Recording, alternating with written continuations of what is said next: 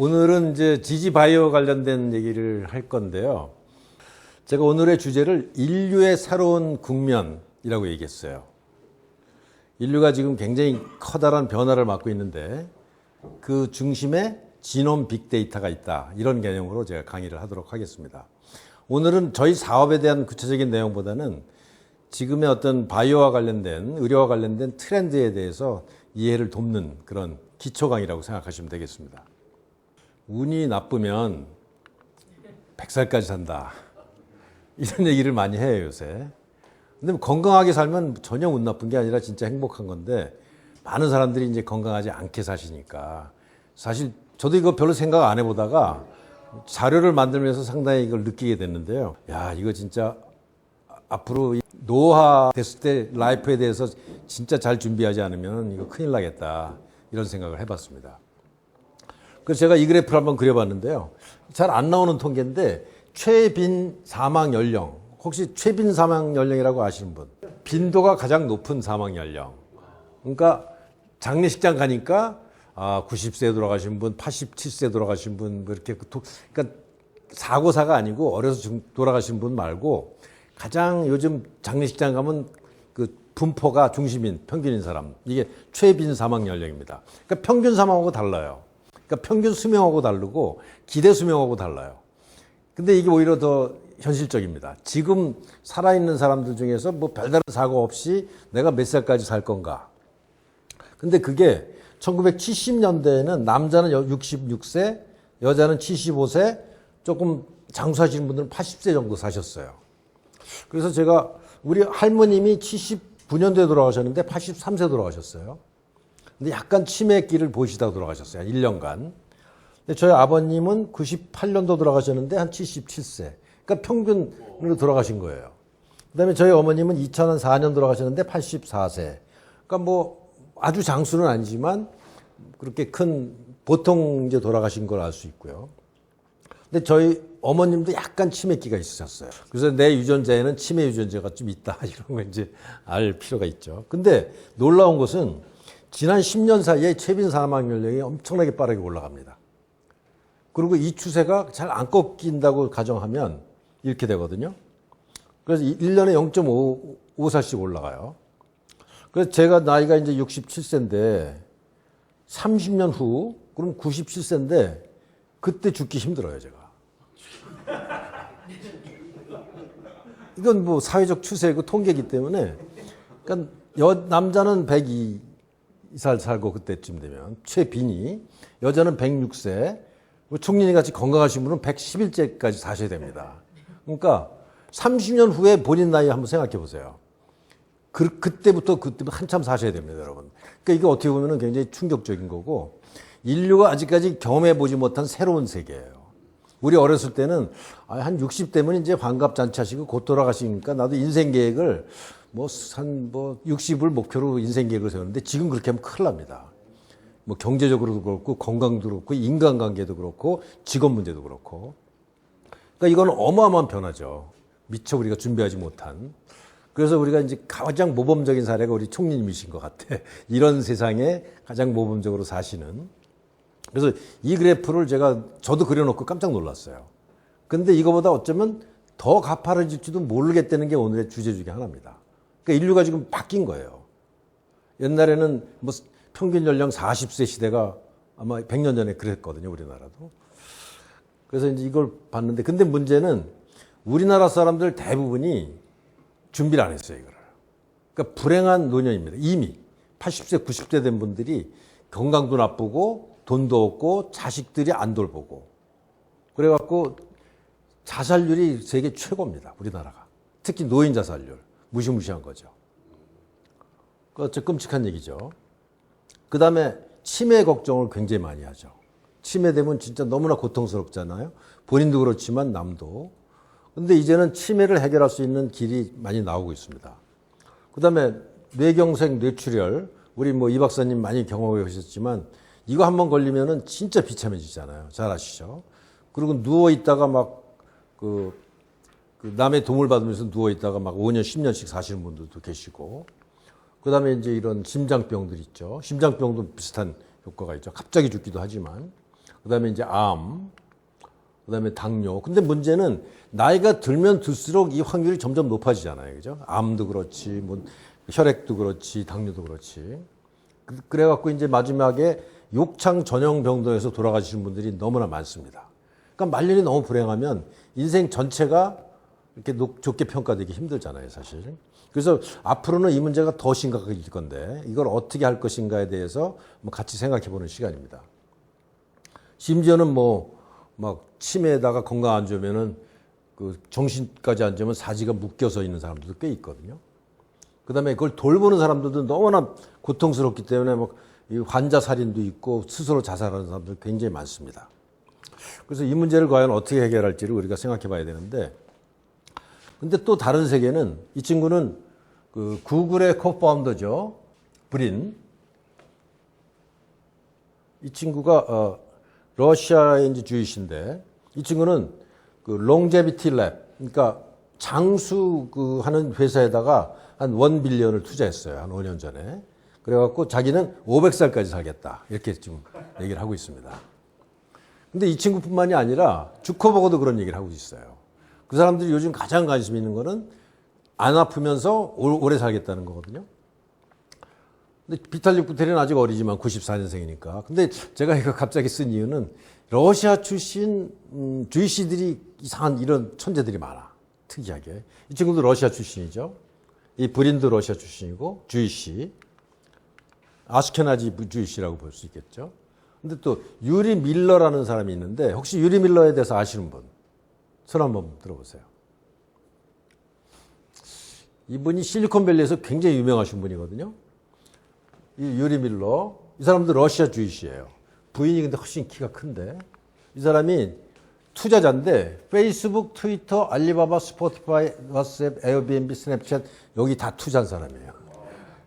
아마 평균 100배 이상 벌었을 겁니다. 재산이 아마 몇십조 될 것 같아. 대단한 안목 있는 사람이죠. 실리콘밸리에 팔로알토에 살고 있는데 이 친구 특이하게 입자 물리학 박사도 받았어요. 나중에. 대단한 인물이죠. 근데 또 푸틴이 이 사람을 통해서 우회 투자한 거 아니냐 이런 음모설들이 지금 나돌고 있을 정도로 아주 특이한 인물입니다. 근데 바로 유리 밀러가 주커버거도 굉장히 친해요. 뭐 트위터에 페이스북에 초기에 투자했으니까 친하겠죠. 근데 이 사람 누군지 아시죠? 아마존의 제프 베조스 하고 유리 밀러 이 두 사람이 아주 재밌는 프로젝트를 하나 시작합니다. 회사 이름이 알토스 랩이에요. 이게 알토스 벤처스라고 혹시 아시나? 우리나라에서 가장 뛰어난 그 투자 회사가 알토스 벤처스죠. 근데 여기는 알토스 랩인데 이게 팔로 알토에서 나온 겁니다. 실리콘밸리에 있는 마을 이름이 팔로 알토잖아요. 그래서 이 사람들이 둘이 만들었는데 뭘 만들었냐? 노화 역행 연구를 만들었습니다. 그리고 50년 수명을 연장하겠다. 이런 회사를 만든 게 알토스 랩입니다. 그래갖고 이 사람들이 세계적인 석학, 이 분야의 전문가들을 다 영입해갖고 지금 연구를 시키고 있어요. 조건이 돈은 무한정으로도 되니까 하고 싶은 연구 마음대로 해라. 이런 조건이에요. 그래갖고 제가 지금부터 요 팀이 인바이트한 학자 두 사람을 제가 좀 소개해 드릴 건데요. 그 중에 하나가 이 다우드나라는 여자입니다. 다우드나가 2020년도에 노벨 화학상을 받습니다. 그 크리스퍼로 받아요. 크리스퍼가 유전자 가입니다. 근데 그렇다면은 여러분들 아시는 김진수 박사가 딱 생각나시죠? 이 두 사람이 지금 그 세계 최고의 그 유전자 가입 전문가들인데 이분들이 지금 특허 전쟁을 하고 있어요. 아직 특허가 끝나지 않았습니다. 전쟁이. 근데 유전자 가입이라는 게 뭐 1세대, 2세대가 있고 3세대, 지금 3세대가 크리스퍼라고 얘기를 하는데 요거는 유전자 가입을 하루 안에 $30로 유전자를 변환할 수 있는 그런 기술입니다. 근데 이 기술이 어마어마한 기술이죠. 근데 이게 이렇게 뭐 좀 다른데 자세한 거는 저도 잘 모르겠습니다만은 어쨌든 지금 특허 전쟁을 하고 있는데 2012년도에 다우드나가 원핵세포를 가지고 원핵세포 유전자 가입 크리스퍼 가입으로 미국 특허청에 이제 신청을 합니다. 근데 김진수 교수는 그로부터 한 5개월 후에 미국 특허청에다가 진핵세포로 해요. 그 실험기관 수준이고 이거는 실제로 인간 유전자. 그리고 또 한 두 달 사이에 중국의 뺑창이라는 친구가 또 또 이거 신청을 합니다. 그래갖고 이 세 사람이 누가 원전지에 대해서 지금도 엄청난 특허 전쟁을 하고 있어요. 여기 어마어마한 돈이 걸렸기 때문에 여기에 승자가 누구냐에 따라서 이제 상당히 운명이 갈릴 수가 있는데요. 근데 어쨌든 이 김준수 박사가 한국같이 척박한 상황에서 이 두 사람은 다 미국에서 한 겁니다. 그리고 거대한 제약회사 지원이 엄청나게 많았어요. 근데 사실 김준수 박사는 굉장히 어렵게 벤처기업, 툴젠이라고 하는 벤처기업을 99년도에 세워갖고 엄청나게 고생을 하면서 스스로 만드는 거기 때문에 진짜 대단하신 분인 거죠. 근데 우리는 주변에서 질투하는 사람은 많고 도와주는 사람은 없는 상황에서 했어요. 근데 만약에 김준수 박사가 국적이 미국이었다면 이 다우드나 박사보다 먼저 받았을 거고 아마 노벨상을 받았을 거라고 저는 생각을 해요. 근데 지금은 김준수 박사가 훨씬 더 좋은 기술을 또 하고 있기 때문에 다음에 노벨상 후보가 충분히 된다라고 저는 생각하고 있습니다. 그래서 이제 그 김준수 박사가 만든 그 유튜브를 좀 찾아보니까 눈뜬 시계공의 세계, 크리스퍼 혁명 이렇게 나오잖아요. 유전자 가위로 유전자 수술하기. 혹시 눈뜬 시계공이 무슨 뜻인지 아시는 분? 시계 수리공인데 시계 만드는 사람인데 눈을 떴다는 거예요. 이게 어디서 나온 얘기냐면 눈먼 시계공이라는 유명한 책이 있습니다. 이 책을 쓴 사람은 리처드 더킨스예요. 그러니까 그 이기적 유전자라는 그 유명한 진화에 관련된 책을 쓴 분이 그 진화 현상은 눈먼 시계공과 같다. 시계같이 굉장히 복잡한 기계를 만드는데 방향성이 없다는 거예요. 진화나 유전이나 돌연변이는 방향성이 없는데 우연히 그게 만들어진 작품이다. 그래서 이 사람이 그 진화를 설명할 때 눈먼 시계공이라고 이제 했는데 김준수 박사는 눈뜬 시계공을 했다. 나는 진화 방향을 정확히 알고 유전자 조작을 할 수 있다라는 그런 상징적인 얘기입니다. 그다음에 이제 뭐 국뽕에 취해도 좋다. K바이오. 그래갖고 김준수 박사가 네이처에서 유전학 선도 분야 12월 12인에 포함됩니다. 근데 이 양반이 특이하게 제물포고등학교를 나왔어요. 저도 제물포고등학교 출신입니다. 서울대 화학과 83년도, 그 다음에 위스콘신대 가셔갖고 박사를 하시고, 99년도에 이제 툴젠이라는 회사를 창업을 먼저 하고, 나중에 서울대 화학과로 갔다가 IBS에서 이제 활동을 하시다가, 요즘 약간 소송에 휘말려갖고 좀 힘들면서 이제 벤처기업을 새로 하고 있죠.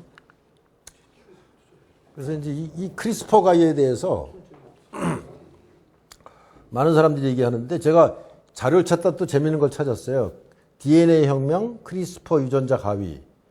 근데 여기 전방욱이 졌다고 그래갖고, 갑자기 이제 전방욱 잘 아는 사람인데, 저도 어제 처음 알았어요. 이 사람이 누구냐면 이렇게 생겼는데, 저하고 같이 고등학교 동창이고, 대학교 때 식물학과 저하고 같이 다닌 사람입니다. 그래서, 재밌다. 어쨌든 그런 생각을 했고요. 이 사람도 제물포고등학교 출신인 거죠. 그래서 제가 제물포 얘기를 좀 하려고요.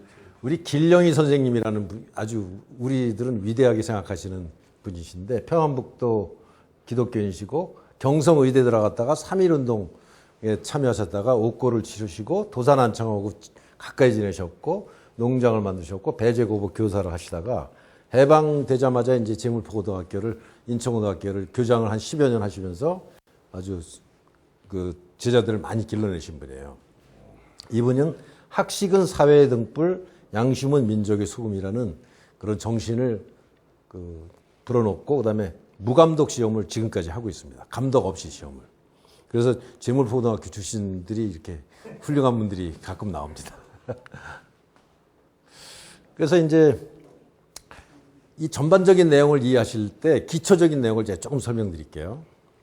이게 RNA, DNA 뭐 이런 거 대충 아실 텐데 그 DNA라는 게 이제 인체의 그 설계도잖아요. 그죠? 여러분들 세포 눈으로 보면 잘 안 보이죠? 너무나 작아갖고.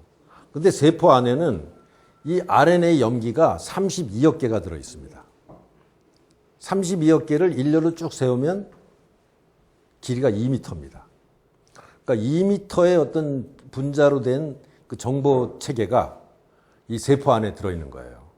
근데 우리 몸에 세포가 몇 개 있냐? 80kg 되시면 80쪽에 어쨌든 그렇게 얘기를 해요. 그래서 그렇게 많은 숫자의 그 유전 정보가 거의 똑같은 유전 정보가 몸에 다 있는 거죠. 이거를 다 연결하면 지구에서 저기 목성까지 갈 정도의 거리라는 겁니다. 그러니까 인체가 대단히 신비로운 거죠. 세포 안에 그 유전 정보가 다 있으니까요. 근데 그 이제 핵이라는 게 있고, 세포에는 핵 속에 DNA가 있는데 DNA를 이렇게 복사를 해갖고 RNA를 여기서 만들어냅니다. 그래갖고 RNA가 밖으로 나와갖고 리보솜이라는 데 가갖고 여기서 단백질로 바꿔주는 거죠. 이게 생명의 이제 기본 현상입니다.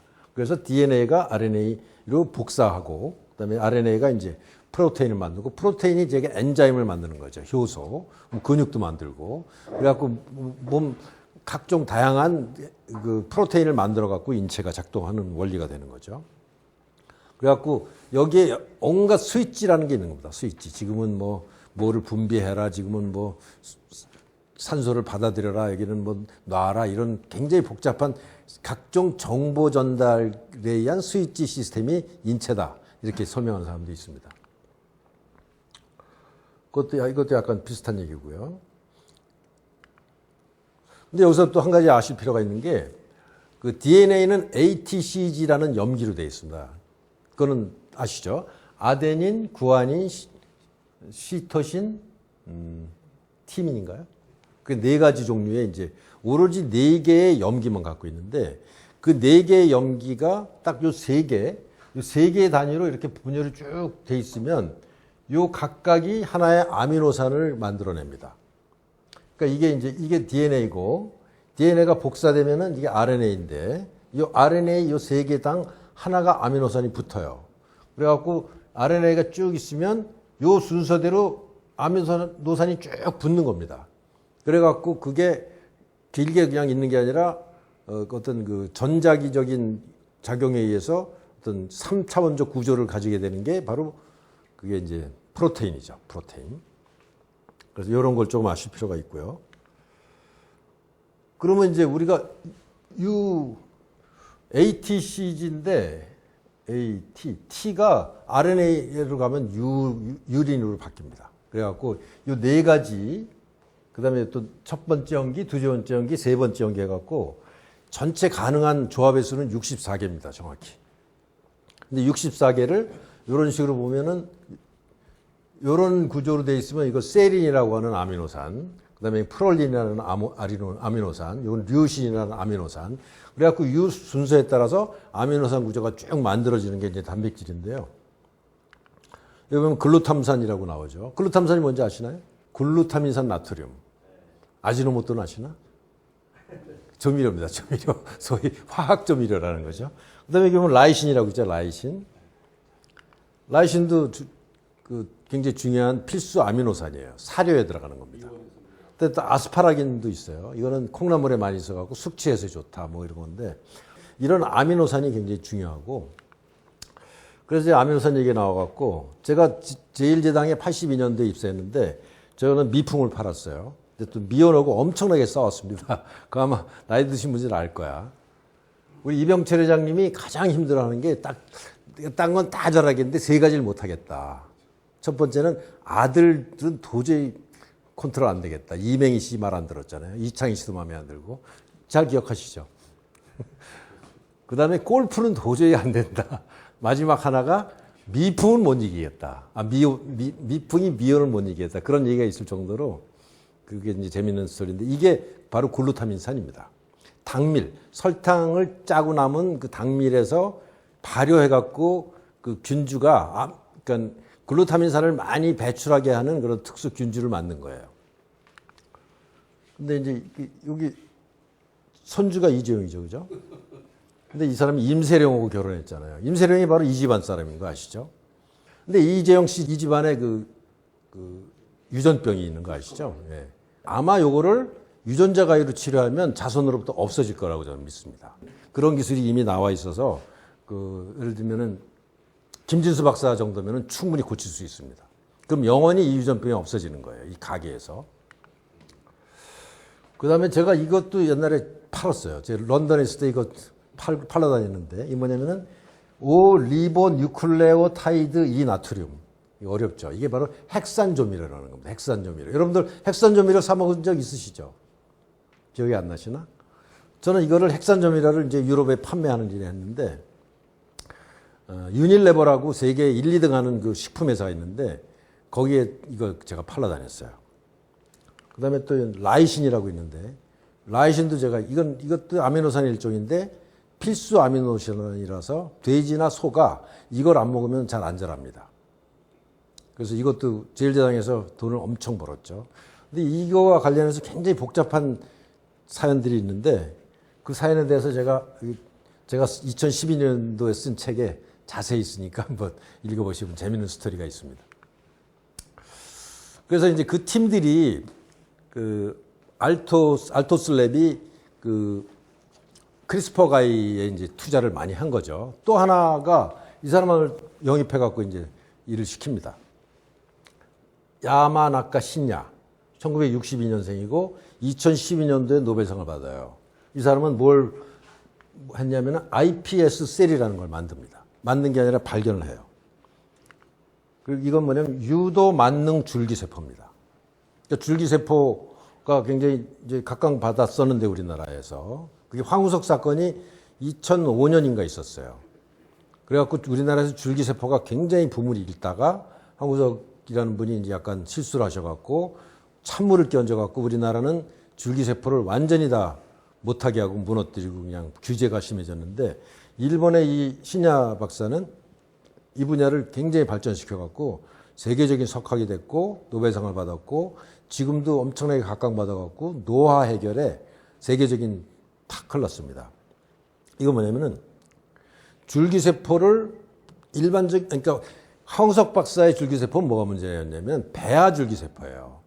그러니까 여성이 임신할 때 할 수 있는 그 배아를 가지고 하다 보니까 윤리 문제가 생기고 구하기도 어렵고 그랬는데 이 사람은 일반 체세포를 잘 이렇게 처리해갖고 배아 줄기세포처럼 만드는 그런 기술을 만든 거예요. 그게 iPS 셀입니다. 그러니까 일반적으로 체세포를 다시 그 줄기세포로 만들면은 굉장한 그 효과가 생기는 거죠. 그래서 induced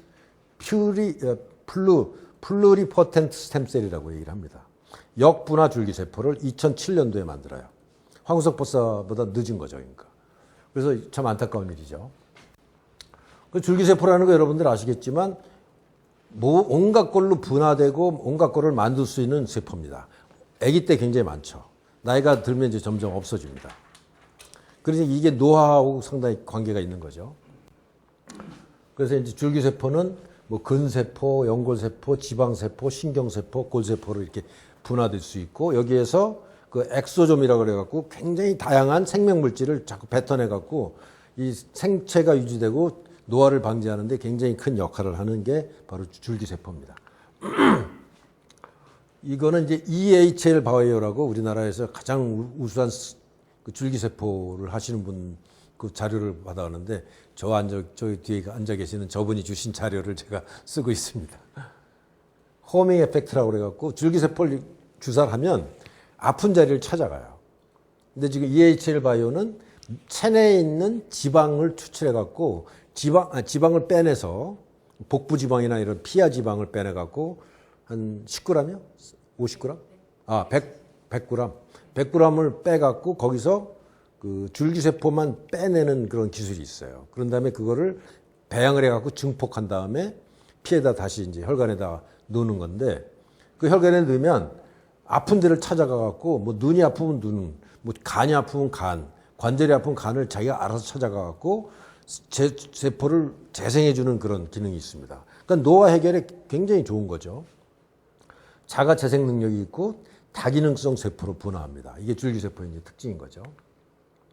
그래서 간경화 이렇게 된 거를 이렇게 돌려줄 수도 있고, 그 다음에 이런 눈이나 이런 뭐 피부 문제도 해결할 수 있고, 그 다음에 심지어 치매까지 해결할 수 있습니다. 치매라는 건 기본적으로 아밀로이드 플라그라고 하는 아밀로이드라는 특수 단백질이 뇌에 쌓여갖고 뇌 기능을 이제 저해하는 건데, 이거 문제를 해결할 수 있어요. 왜냐면 애기 같은 새로운 세포가 들어가갖고 해주기 때문에 그렇습니다. 그래서 이제 줄기세포가 이제 그런 건데, 어쨌든 그 신야 박사는 이런 일반적인 체세포를 이런 여러 가지 방법을 이용해 갖고 그 유도 만능 줄기세포를 만드는 획기적인 기술을 만들었기 때문에 이게 그 노화 문제를 해결하는 키가 될 수 있기 때문에 알토스랩 같은 데서 이제 이런 데 투자를 하고 있는 겁니다. 그래서 우리나라는 이게 문제는 불법이에요, 지금. 그러니까 배아줄기세포는 원래 불법이고, 황우석 박사 여파로. 그 다음에 이제 지방줄기세포를 뽑아갖고 추출해서 넣는 거는 합법입니다. 근데 그걸 추출해갖고 증폭 배양을 해갖고 넣는 건 불법이에요. 그래서 어쩔 수 없이 일본이나 베트남에 가서 맞고 옵니다.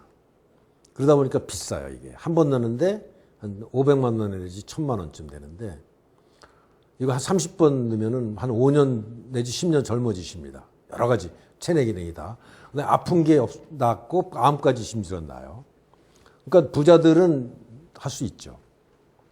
한 1억 5천 정도면은 풀 서비스 해주신답니다. 저기 계시는 분이. 그러니까 앞으로는 이게 굉장히 커질 것 같아요. 어쩔 수 없이. 근데 저는 그거를 1억 5천이 아니라 한 10분의 1로 낮출 수도 있을 거다, 앞으로는. 그런 거를 제가 좀 연구를 좀 하고 싶습니다. 왜냐하면 여기에 비용이 비싼 게 수작업을 많이 해야 된대요. 현미경을 들여다보면서 이게 뭐라 그러더라? 좀비 세포를 뭐 분리해야 되는데, 사람이 눈으로. 그걸 내가 인공지능으로 한번 해보자. 이런 얘기도 해보는데. 어쨌든 이 서비스 하는 분들이 꽤 있습니다. 그래서 거의 뭐 만병통치약이에요, 이게. 왜냐면 새로운 어린 세포를 가지고 병든 세포를 교체해 주니까. 그래서 줄기세포는 앞으로 굉장히 유망한 분야라고 생각하고 있고요. 이게 베트남 사람이 이렇게 됐다는 게 이것도 EHR 바이오 시술 결과랍니다. 그래서 줄기세포가 중요하다는 거 아실 거고. 그 다음에 이제 노화 관련돼서 이 사람이 이제 시에라 사이언스라고 유명한 사람인데, 빌 앤드루스라는 사람이 I plan to live forever. 나는 영원히 사는 거를 계획한다. 그래갖고 이 사람이 약을 만들었어요. 그래갖고 지금 팔고 있습니다. 알약이에요, 이게. 빌 앤드루스 알약입니다. 이건 뭐냐면은 텔로미어라는 거예요. 텔로미어라고 혹시 아시는 분? 송 박사님 잘 아시겠지? 텔로미어. 그러니까 텔로미어가 뭐냐면은 그 염색체 꼬리 부분에 약간 DNA 시퀀스가 쭉 달린 걸 텔로미어라고 그러거든요. 이렇게. 이게 이제 염색체인데요. 인간은 23쌍의 염색체가 있죠. 32억 개의 그 염기가 23개에 분리돼 갖고 이렇게 있는데, 여기 노란색 부분이 끝자락에, 그러니까 이게 길이가 2m더라고 했잖아요. 이거를 막 실패로 감았다고 생각하시면 됩니다. 그래갖고 끝자락에 뭐가 텔로미어라는 게 있는데, 텔로미어는 TTAGGG, TTAGGG 이렇게 똑같은 패턴으로 한 5천 개쯤 달려 있는 거예요. 그래갖고 여기 돼 있는데, 이게 세포를 분열하면 점점 줄어들고, 이게 많이 줄어들면 세포가 다 죽습니다. 이게 노화의 핵심 원인이라고 밝혀졌어요. 그래갖고 인간의 세포는 대개 50번 내지 70번 분열을 합니다. 세포 분열. 분열이라는 거는 한 개 세포가 둘로 나눠지는 거죠. 그래갖고 또 나눠지고, 2개 됐다, 4개 됐다, 8개 됐다 해갖고 50번을 분열하면 한 개 세포가 100조 개를 만듭니다. 인간 세포가 한 100조 개 된다고 그랬잖아요. 그죠? 그러니까 엠브리오, 그러니까 그 체세포 하나, 그러니까 수정란 하나가 한 100조 내지 1000조까지 분열될 수 있는 게 이 원리 때문에 그래요. 근데 분열을 너무 많이 하면 이 텔로미어가 짧아져 갖고 죽습니다. 그리고 그 텔로미어라는 게 이 끝에 달려 갖고 이 전체 유전자를 보호하는 기능이 있다고 그래요. 근데 그 기능이 없어지니까 세포가 죽는 거죠. 그래서 이제 그러면 텔로미어를 짧아진 걸 길게 하면 더 잘 살 수 있지 않느냐. 실제로 그렇다는 게 실험으로 많이 증명됐습니다. 생쥐 실험이나 이런 거. 우리나라도 이거 전문가 하나 있는데 이름이 뭐더라? 김빈내리 교수라고 있어요. 서울대. 그래서 그 사람은 텔레모라제. 그러니까 이거는 효소죠. 텔로미어를 길게 하는 효소를 가지고 여러 가지 실험을 해요. 그래갖고 확실히 수명이 늘어났다는 걸 이미 증명이 됐습니다. 그래갖고 이거를 이용해갖고 수명을 연장하자. 그래갖고 그 사람이 여러 가지 팔고 있어요. 이렇게 텔로미라제를 이용한 그 장수, 그다음에 피부 뭐 이런 거. 그래서 제가 이거 성분이 뭔가 봤더니 마카다미아 오일, 기름, 월렛 오일, 비타민 D3, 그다음에 뭐야 이거, 토코페롤, 이런 것들하고 섞어 놨더라고요. 근데 여기 탐뭐라고 돼 있는데 아마 이게 핵심 성분인지 모르겠는데 어쨌든 이거 갖고 잘 파는데 본인 말로는 분명히 텔로미어가 이렇게 길어졌다. 62세 된 사람이 이거를 먹었더니 한 달 먹었더니 텔로미어 길이가 4,600개에서 6,600개로 늘어나서 이 사람은 수명이 늘어났고 젊어졌다. 이렇게 주장을 해요. 근데 이게 어느 정도까지 증명된 건지 잘 모르겠어요. 이게 아마 의약품은 아닐 거고 아마 건강보조식품일 것 같아요. 제가 보기에는. FDA에서 승인했는지는 잘 모르겠어요. 근데 어쨌든 이 분야가 과학적으로 근거가 있습니다. 텔로미어가. 그래서 이제 그래서 텔로미어라는 게 젊었을 때는 한 10,000개 내지 12,000개 염기로 이루어지다가 한 60, 70대 되면 한 5,500개 정도로 줄어요. 근데 아까 그 약을 먹었더니 8, 9,000개로 늘어났다는 겁니다. 그러니까 세포가 튼튼해졌다는 거죠. 그래서 텔로미어를 이용해서 어떤 특별한 병을 치료하기도 합니다. 그러니까 이거는 이제 키드니, 그러니까 그 신장 치료제도 만들고 그래요. 그 다음에 다음 주제인데요, 이거는. 이 사람들 누군지 아시는 분? 우리 외교관께서 너무 아시는 게 많으시네. 이 사람이 이제 그 바이언테크라고 하는 회사를 몇 년 전에 설립해갖고 2008년도에 설립해갖고 지난 3년 사이에 아마 제 생각으로 한 3조 이상 벌었을 거예요, 이 사람들이. 그러니까 코비드 19 백신을 만드는 기술을 혁신적인 걸 만들었기 때문에 그렇습니다. 그 우구르 샤힌이라고 이제 우즐렘 뭐 튜레이시라는 여자인데 부부인데 이 사람 다 터키 출신입니다. 터키의 흑수저 출신. 이민자로 와갖고 독일에서 이제 바이오 사이언스를 하면서 굉장히 독특한 그 백신 개발 기술을 개발했어요.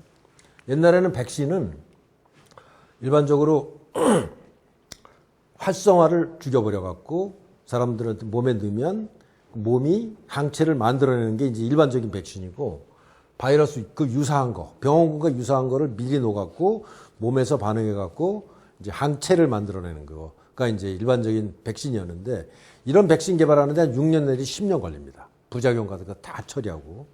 근데 이번에 나온 건 RNA 백신이라는 아주 특수한 백신인데 이건 1년 안에 만들 수 있고 설계하는데 일주일이면 설계가 됩니다. 그러니까 엄청난 기술인 거죠. 이게 바로 DNA 기술인 거죠. 그래서 어떤 원리냐면 좀 복잡하긴 한데 요게 이제 항체라는 거예요. 그러니까 병원균이 침투하는 거죠. 이 코로나 바이러스인데. 근데 코로나 바이러스의 요거 접합 부위를 만들어내는 RNA만 추출해갖고 RNA를 설계를 해갖고 RNA만 만들어서 이 RNA를 주사를 하면 여러분들 맞으신 게 다 이겁니다. 그러니까 항체를 맞은, 단백질을 맞은 게 아니라 RNA를 맞은 거예요. 그럼 RNA가 여기 들어가갖고 요 비슷한 걸 만들어요. 몸에 들어가서. 그래갖고 그러면 세포가 이거 이상한 물건이 들어왔네 그래갖고 이게 항원이죠. 안티젠. 송 박사님 안티젠 맞나요?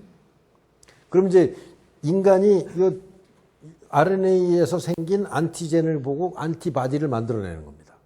이런 원리로 해갖고 이거는 설계가 가능하기 때문에 빨리 만들 수 있기 때문에 설계는 일주일, 뭐 생산하는데 검증하는데 1년이면 됐던 거예요. 그래서 코비드 19이 이렇게 빨리 생산될 수 있었던 게 바로 이 사람 기술 때문인 거죠. 그래서 요즘 제가 이제 그 DNA, RNA 유전자 관련된 공학이 얼마나 발전됐는지 이제 그걸 설명드리는 겁니다. 옛날에 할 수 없었던 일을 지금 하는 거예요. 그래갖고 이제 노화의 종말 이런 얘기도 나오고 노화는 병이고 이 병은 치료할 수 있다. 이런 주장하는 사람들이 요즘은 굉장히 많습니다. 그래서 막 500살 얘기가 그래서 나오는 거예요. 그 중에 대표적인 사람이 박종화라는 사람인데 20년에는 100세의 나이에 20세 몸으로 살 수 있다. 우리 박종화 교수가 울산 유니스트 교수인데 유전자 분석의 세계적인 대가입니다. 우리 프로젝트에 합류하기로 지금 합의가 됐는데요. 그리고 유전자로 사망 시기를 예측할 수 있다. 이런 거 한번 유튜브 보시면 상당히 재밌습니다. 이런 얘기를 하고 있죠. 그리고 이제 이거 그저께 나온 신문에 나온 건데 국가가 바이오 파운드리라는 걸 지금 만들어 갖고 합성 생물학을 육성한다. 이게 다 합성 생물학 분야입니다. 그러니까 DNA, RNA 디자인, 대사 경로 설계, 미생물 기반 화학 소재, 단백질 설계, 동물 세포 기반 백신 치료제. 이게 뭐 굉장히 중요한 국가적 사업으로 지금 미는 거고 앞으로 이 산업은 어마어마하게 커질 겁니다. 거의 반도체나 자동차 수준으로 커질 거라고 지금 보는 거죠. 노화 관련된 이쪽 산업은. 그중에 또 아주 훌륭한 분이 충남대에 있는 김현수 박사도 이런 일을 하고 있어요. 제가 며칠 전에 통화했는데 저희 프로젝트에 참여를 희망하고 있어요. 이 사람도. 유전자 치료의 파라다임을 전환한다. 또 이분이 종병두라는 아주 훌륭하신 분이 저기 계신데 잠깐 일어나시죠. 마스크 좀 끄시고 계시고.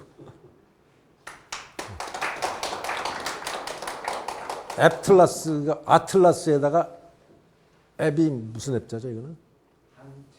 항체. 그러니까 면역세포 항체 발굴 작업을 하셔갖고 그 암 치료에 획기적인 이제 그걸 하시는데 여기 특히 라스 유전자 변이, 라스라고는 특수 유전자 변이가 그 췌장암의 90%의 원인이 이거라는 거예요. 췌장암이 제일 무섭다고 그러잖아요, 그죠? 근데 그거를 해결할 수 있는 기술을 갖고 계신 분입니다. 저분도 서울대 화학과를 나오셨고 대학을 어디 나오셨더라? 잊어버렸네. 그래갖고 이제 그 온코쿨루란 건데 나중에 이제 자세히 설명 기회가 있으시겠지만 이분은 아산병원에서 암세포를 많이 추출해갖고 그 암세포의 유전자 분석을 통해서 치료약을 찾는 프로젝트를 두 분이 같이 하시는 건데 이 분야도 앞으로 어마어마하게 커질 것 같아요. 그래서 앞으로 송 박사님한테 잘 보이시는 게 여러분들한테 좋습니다.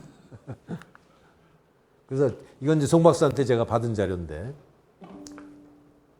항체라는 거는 일종의 그 병원군이 들어오면 잡아먹음으로써 이제 병을 치료하는 거잖아요. 단백질 이제 치료제죠. 근데 이게 어마어마하게 한 10만 개 이상의 항체가 있는데 그 중에서 지금 81개에 대해서 치료제가 130개밖에 지금 개발이 안 되는데 이게 얼마야 이게? 한 200조 시장이 이미 된 겁니다. 한 개당 1조 이상 시장이 있어요. 항체 치료제는. 근데 이게 치료하기가 너무나 어려운 거예요. 지난 40년간 불과 130개밖에 못 만들어냈어요. 근데 우리 송 박사님이 만든 거는 20만 개의 항체를 인공적으로 합성해갖고 이거를 빨리 치료약을 개발할 수 있는 그 기술의 세계적인 최고 대가십니다. 그래갖고 이렇게 생긴 항체를 이렇게 잘 조작해갖고 찾아내서 치료제를 만들 수 있는 그런 대단한 기술을 갖고 계신데 아직까지는 이제 실력에 비해서 이렇게 이름이 조금 덜 알려져 있으니까 앞으로 잘 보이셔야 됩니다. 우리 저기 춘천의 그 박사마을에 우리 총리님의 그 아낌을 받으면서 크신 분인 것 같아 보니까. 근데 제가 이제 전공자도 아닌데 제법 그럴듯하게 설명을 했죠 지금까지. 그래서 제가 이제 왜 그런지 좀 설명드리겠습니다. 제가 고등학교 때 이중나선이라는 책을 보고 감명을 받았어요. 우리 고등학교 생물 선생님이 야, 너 이중나선이라는 책이 있는데 이거 굉장한 책이다. 읽어봐라. 근데 이게 뭐냐면은 이 왓슨과 크리크라는 사람이 1960년경에 이 64년인가요? 이 DNA의 입체 3D 구조를 찾아내는데 성공을 해요. 굉장히 젊은 사람들이. 그 스토리를 이제 여러 가지 스토리를 쓴 책이 바로 이중나선이라는 책인데 이걸 보고 참 너무 재밌다. 생물학도 어떤 원리가 있구나. 그래서 제가 생물학을 굉장히 좋아했어요. 그때 멘델의 유전의 법칙도 야 신기하다. 이거 수학적인 법칙이 있구나. 그랬는데 이걸 보니까 더 하더라고요. 그러고 나서 제가 또 대학교 때는 이기적 유전자라는 책을 보고 너무나 감명을 받았어요. 이거는 뭐 많이 보셨겠지만 인간을 포함한 생명체는 DNA 또는 유전자에 의해 창제된 생존기계에 불과하다. 그러니까 나의 주인은 내가 아니라 유전자라는 거예요. 30억 년 전에 만든 DNA라는 유전자가 자기를 확대시키고 번식시키고 생존시키기 위해서 사람도 만들고 강아지도 만들고 풀도 만들었다는 거예요. 그러니까 모든 생명체의 주인은 바로 그 DNA일 뿐이고 당신들은 그 DNA를 위해서 종사하는 일종의 껍데기, 노예라는 거예요. 그런 아주 획기적인 개념을 해갖고 너무나 충격적이었어요. 근데 말이 된다. 응?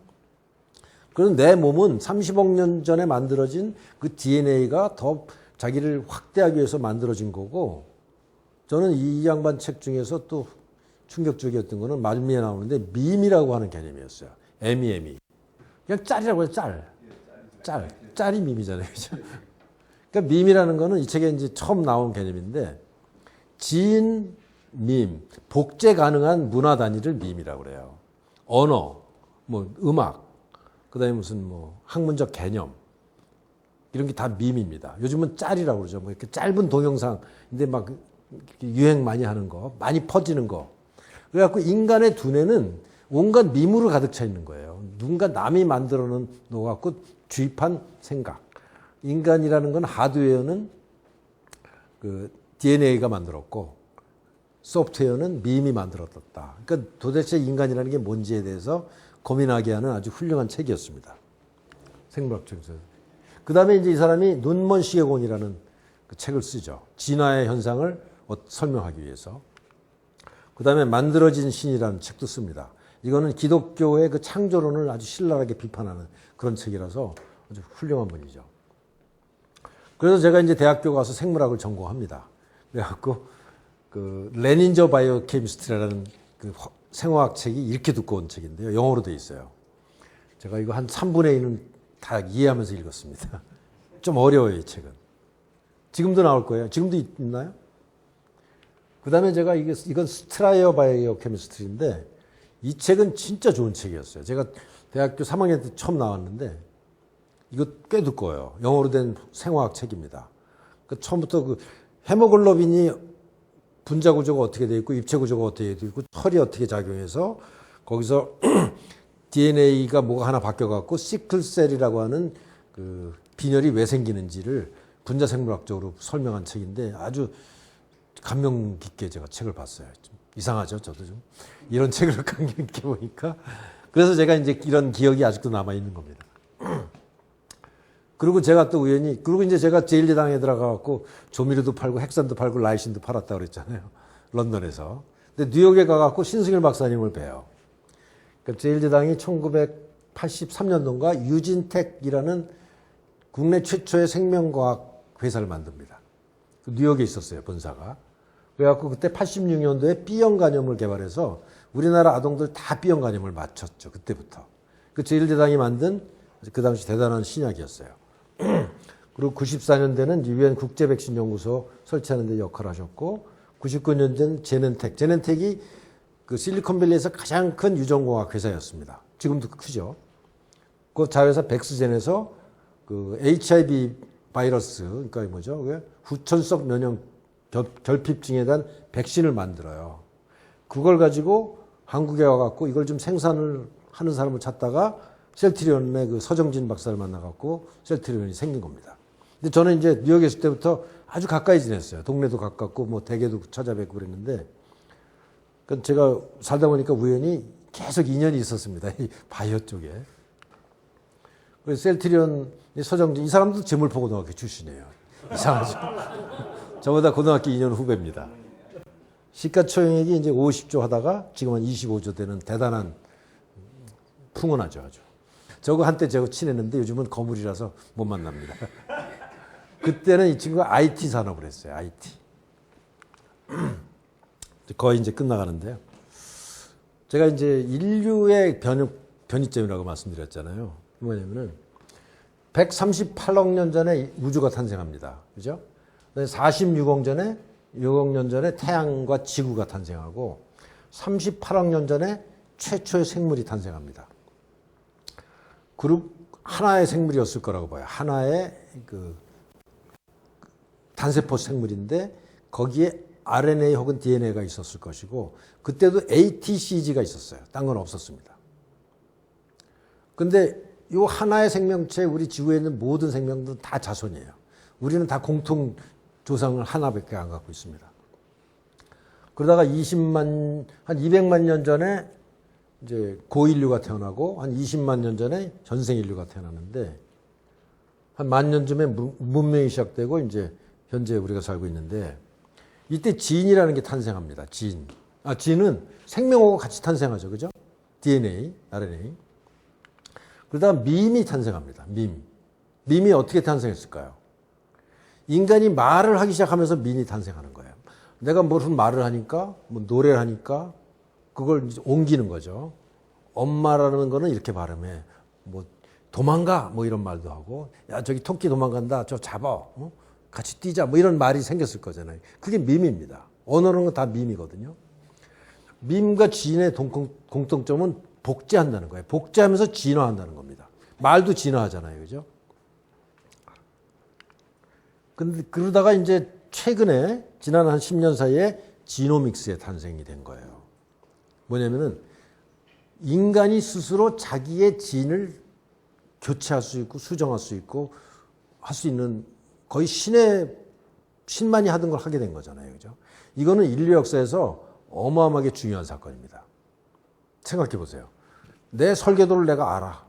그래갖고 그걸 고쳐. 대단한 일이 일어난 거죠.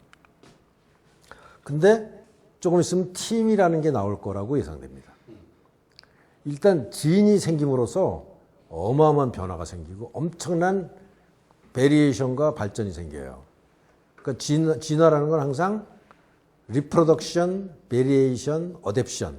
그러니까 많이 생산된 다음에 적응되는 것만 살아남고, 그 다음에 거기서 또 많이 생산돼 갖고 거기서 베리에이션 생긴 것 중에서 살아남는, 그게 반복되는 거잖아요. 밈도 마찬가지입니다. 인기 음악은 계속 퍼지고 인기 있는 말은 계속 퍼지고 언어도 마찬가지잖아요. 근데 팀이라는 게 뭔지 궁금하시죠? 팀이 뭔지 아시는 분? 이거 이제 조금 이따 설명드릴게요. 근데 어쨌든 모든 생명은 단 하나의 조상으로 됐다는 여러 가지 증거가 있어요. 특히 ATCG라는 유일한 그 DNA 구조가 때문에 그렇고요. 이게 다윈이 그린 그림입니다. 지금 이거는 이제 유전자 틀이죠. 근데 인간한테 밈이라는 거 생긴 계기가 뭐냐? 인간만 밈이 있어요. 동물은 없잖아요, 그죠? 앵무새는 말은 잘하는데 뜻을 몰라. 강아지는 말을 너무 못해. 우리 고생 인류도 말을 잘 못했거든요. 그러다가 한 100만 년쯤 전에 폭스 P2라는 유전자가 변이를 일으켜요. 이게 긴 단백질인데요. 아미노산이 715개로 이루어진 단백질인데, 이게 침팬지 단백질과 아미노산 딱 2개만 달라요. 그러니까 이거 ATCG 중에서 딱 2개가 바뀐 거예요. 그러니까 그 복제를 하다가 돌연변이가 일어난 거거든요. 그래갖고 이 아미노산 2개의 돌연변이가 인간으로 하여금 언어를 진화시킨 것으로 추측된다. 그래갖고 이 변화로 인해서 사람들이 말을 잘하게 됐어요.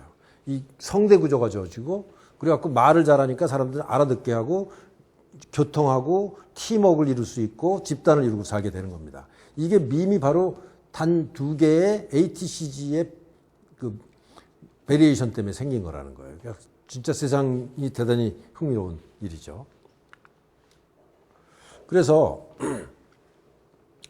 제가 이제 이걸 한번 질문을 생각해 봤는데요. Universal Rule of Extraterrestrial Life. 어려움, 어렵죠. 이게 ET라는 겁니다. ET, 외계인, 에일리언이라는 뜻이에요. 그러니까 만약에 지구 밖에 행성에 어딘가 안드로메다 어딘가에 생명체가 있다면 과연 어떻게 됐을까? 근데 아마 제 생각이 이래요. 거긴 무조건 지인이 있을 거다. 그런 진화 과정이 없이는 결코 생명체가 발전할 수 없다. 그러니까 진화는 유니버설 룰이라는 거예요. 지구에서만 일어나는 현상이 아니라 우주 어디서나 진화 현상이 없이는 결코 이렇게 고도로 발전된 생명체가 생길 수 없다. 그러니까 우주적인 원칙이라는 거고요. 그다음에 밈이 꼭 필요할 거다. 왜냐하면 교통하고 통신하고 협력하고 소통하지 않으면 문명을 만들 수 없을 거잖아요. 그죠? 여기도 분명히 밈이 있을 거다. 우주에도. 그 다음에 문자가 있어야 될 거다. 그러니까 인간은 지는 35억 년 전에 생겼고 밈은 20만 년 전에, 100만 년 전쯤 생겼다고 그랬잖아요. 문자는 한 5천 년 전에 생겼잖아요. 그래갖고 인류의 역사를 선사시대와 역사시대로 나누는 게 문자잖아요. 그러니까 문자로 기록했기 때문에 역사시대가 되는 거죠. 그 다음에 진화 이론의 발견도 굉장히 중요한 겁니다. 인류 역사에서.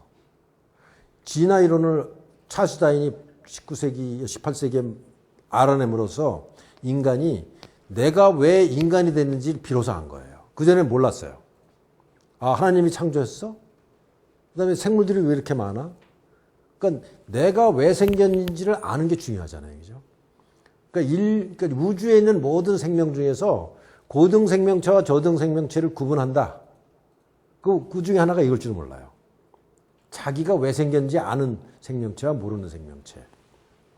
그다음에 또 지놈 분석과 인위적 변형. 이것도 어마어마한 사건이죠. 인류 역사 최초 있는 사건이죠. 그래서 저는 어쩌면 인류가 앞으로 5,000년 후에 야만인과 문명인을 가르는 구분이 요걸지도 모르겠다는 생각이 드는 거예요. 왜냐하면 이때부터는 인간이 완전히 달라질 거기 때문에. 유전병이 다 없어지고 150까지 건강하게 사는 새로운 인간형이 나타나는 거잖아요. 그죠? 이거는 아마 우주에서도 같을 겁니다. 자기가 유전의 원리를 알고 DNA 분석을 해갖고 이제 고칠 수 있는 때쯤 되면 그야말로 제대로 된 문명인이다. 이것도 우주의 법칙일 거라고 저는 생각하는 거죠. 그 다음에 이제 T맵 출현. 이게 무서운 건데요. 팀이라는 거는 테크노밈입니다. 진, 밈, 테크노밈. 이거 뭐냐면 인공지능을 가진 지능을 가진 로봇가 탄생해갖고 스스로 진화하기 시작한다. 그게 팀이에요. 그거 무섭죠.